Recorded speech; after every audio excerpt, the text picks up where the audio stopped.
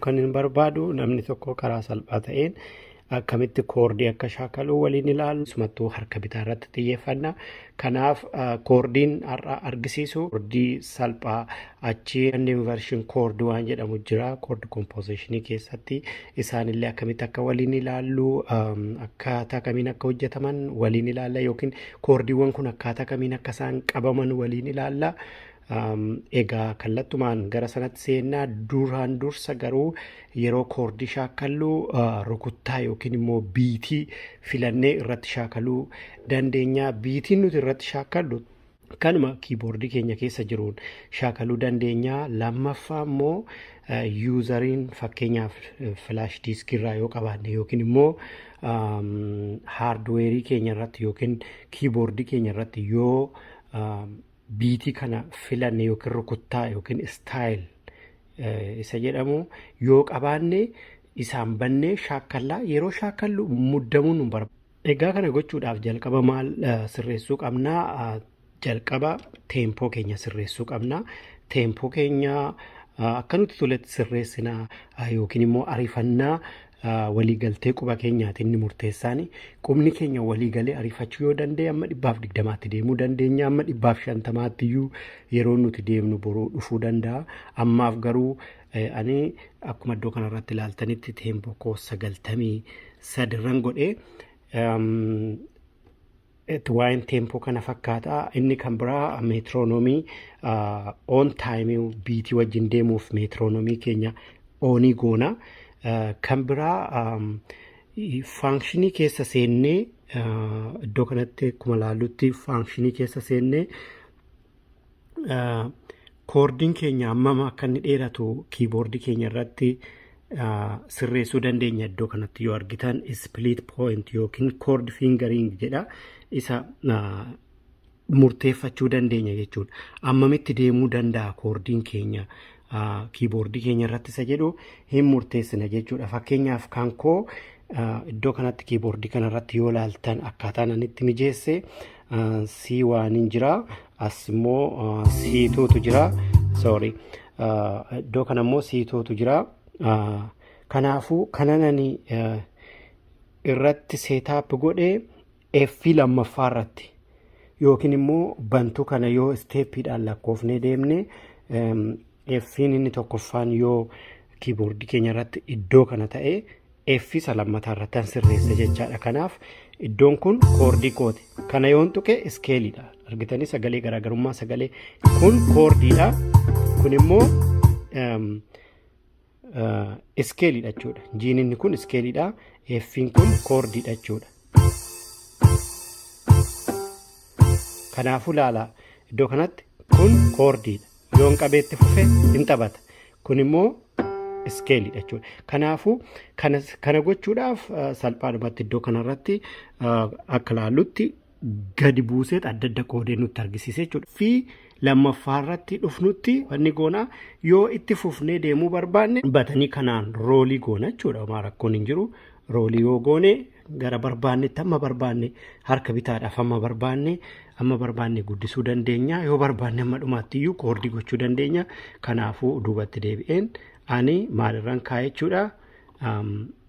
F irraan kaa'ee kanaafuu F lammaffaarraan kaa'ee kanan sirreessinaa jechuudha. Kun asitti immoo yoo ilaaltan F2 jedhee nutti argisiisa. Ammaaf yoo barbaanne itti fufnee deemnee amma B2tti godhachuu yookiin immoo yes itti fufnee yoo deemne amma kana godhuu dandeenya. Itti fufnee yoo deemne rakkoon qabu. Amma E3tti iyyuu gochuu dandeenya jechuudha yoo barbaanne. Amma E3tti iyyuu gochuu dandeenya. Kanaafuu kana akka nutti tolutti mijeeffanna jechuudha. Amma fagaannee deemuu dandeenya isa jedhu murteeffachuudhaaf kana akkasitti sirreessina jechuudha. Amma siriirra godheen dhiisa. Anyways, egaa kan akkasitti erga sirreeffanneen booda kallattumaan exit jennee keessaa baana. Exit jennee duubatti deebina.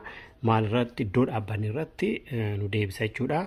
Ammaaf ani istaayiliin ani filadhee live chick kan jedhu yookiin immoo beatii slow rock yookiin chikchikaa waan jedhamu jira.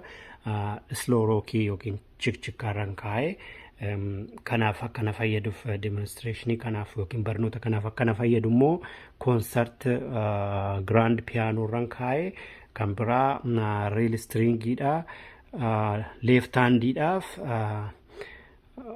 piyaanoo soft piyaanoo waan jedhamu virtual piyaanoo soft yookiin soft piyaanoo waan jedhamurraan kaa'ee kanaaf kana fakkaataa egaa kallattumaan gara harka bitaa keenya yeroo harka bitaadhaan koordii hojjennu yeroo hundumaa qubni keenya akkanatti kan inni taa'u kanaafuu xiqqooshii harka keenya gara keessaa maal gochuu qabnaa ol bokoksuu yookiin immoo ol kaasuu qabna keessi harka keenyaa banaa ta'a jechuudha yeroo hundumaa fakkeenyaaf C koordii yoo qabuu barbaanne maal goona C koordii qabuu yoo barbaanne fakkeenyaaf quba tokkoffaa quba lammaffaa quba sadaffaa fi quba shanaffaa kanaafuu tokkoffaa sadaffaa fi shanaffaa jennee barnoota koordii kanaan dura yuutuubii koo biraa keessatti barsiise irratti tokkoffaa sadaffaa fi shanaffaa jennee barannee turre kallattumaan yoo isa qabnu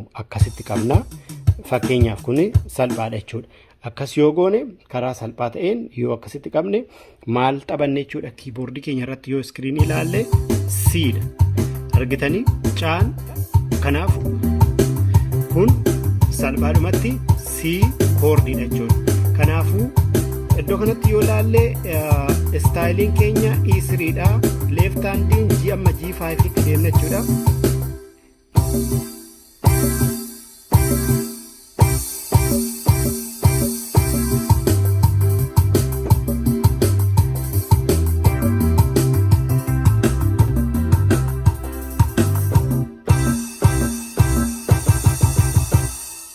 kana gochuu dandeenya jechuudha kana jechuun amma quboota kaman fayyadame jechuudha quboonni kun lamaan qilleensa irra jiru kun first inversion koordii salphaadha fakkeenyaaf yoon caaduwaas godhe siidhuma fakkeenyaaf iddoo kanatti asitti qubni koo iddoo kanatti qubni koo quba tokkoffaadha laalaale kana jechuun quba argisiistu jechaadha quba isa guddaa tokkoffaa quba shanaffaa otoo hin taane quba arfaffaadha iddoo kanatti jala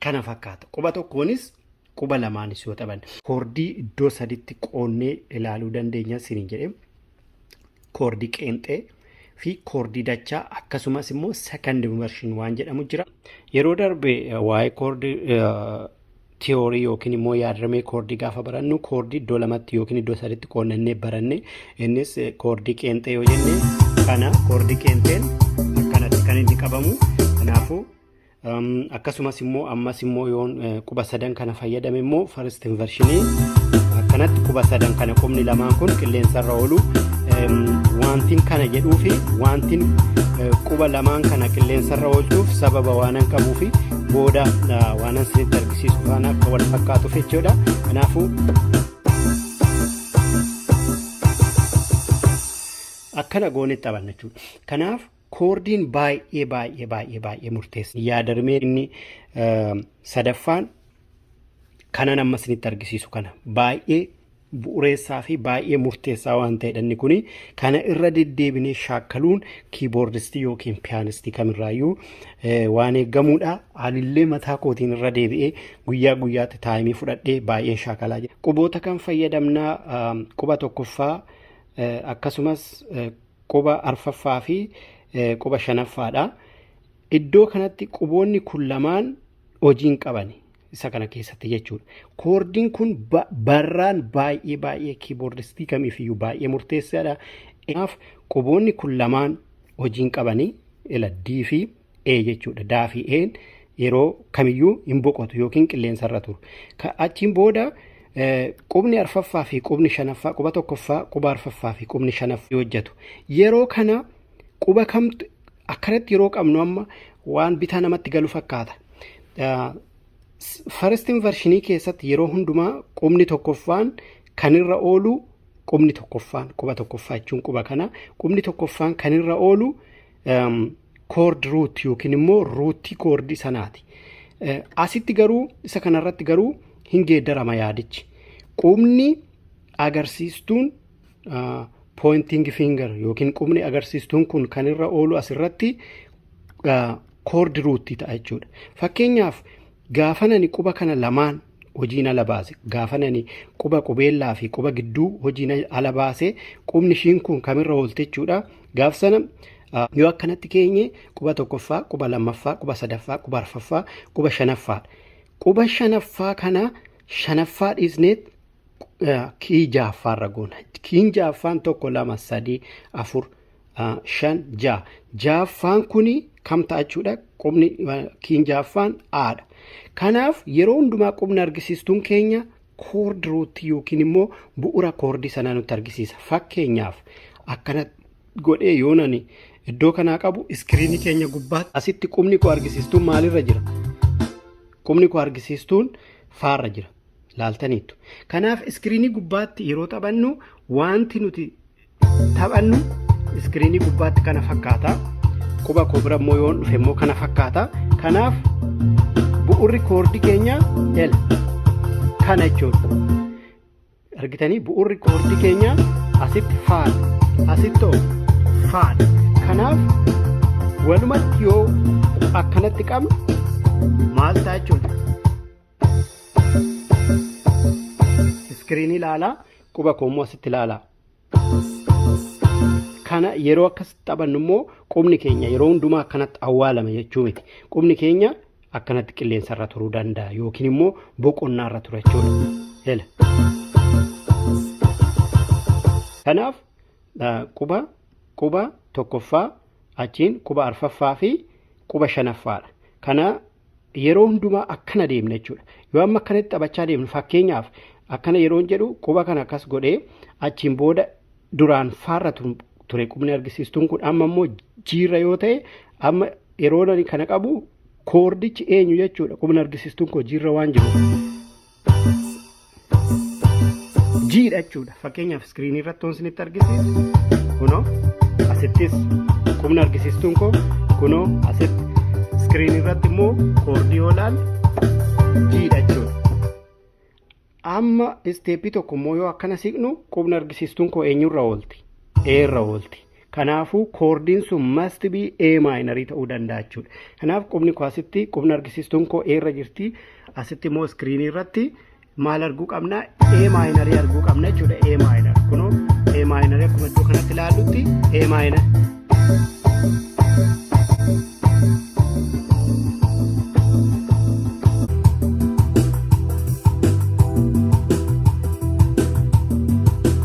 Kanaaf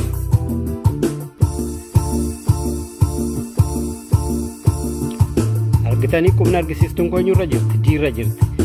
Yoon akkana dhufe yoo qubni argisiistuun koo eenyurra jirti? Siirra jirti. Iskiriinii gubbaatti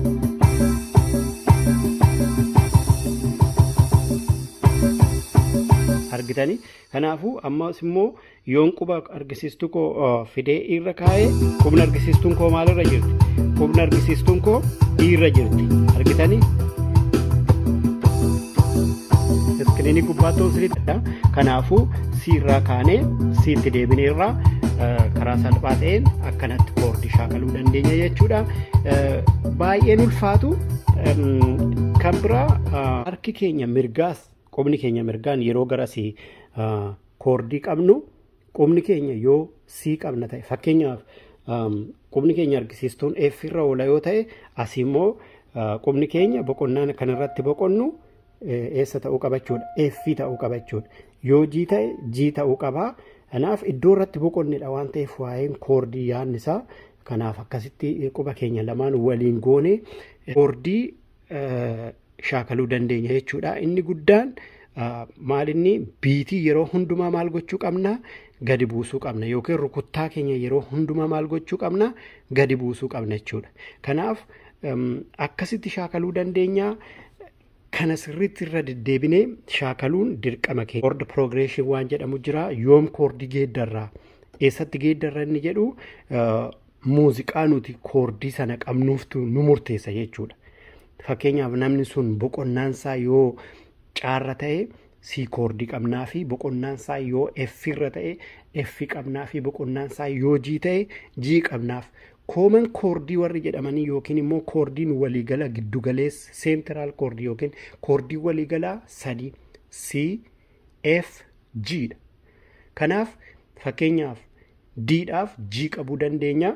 Kana viidiyoo biraa keessatti waa'ee kanaa dubbachuu dandeenya. D'dhaaf G qabuu dandeenya. C'dhaaf C, F'dhaaf F, G'dhaaf G, A'dhaaf yoo barbaanne G qabuu dandeenya. Common chord warri jedhaman pentaatonic scale keessatti isaan kana ta'uu danda'u. Amma ammaatti yaadina amma isinitti argisiisa. Major diatonic scaleefis pentaatonic major scaleefis koordii fayyadamanii nagaan naaf turaa wanti irratti dubbachuu barbaade kanuma akkanatti waliin shaakalaa deemna. Waa'een koordii yaadrimeensaa kanaa sirriitti shaakalaa yoo gaaffii qabaattan koomantii keessatti naa barreessaa. Ammallee irra deebi'ee waan naa galee waan hin beeku waan hin hubadhee waan hin guyyaa guyyaatti baraa jiru waliin akka barannu barbaada. Eebbifamaa turtii gaarii. Yoo jaalattan laayikii, yoo barsiisuu barbaadan sheerii gochuun dirqama lammummaa keenyaati. Nagaatti.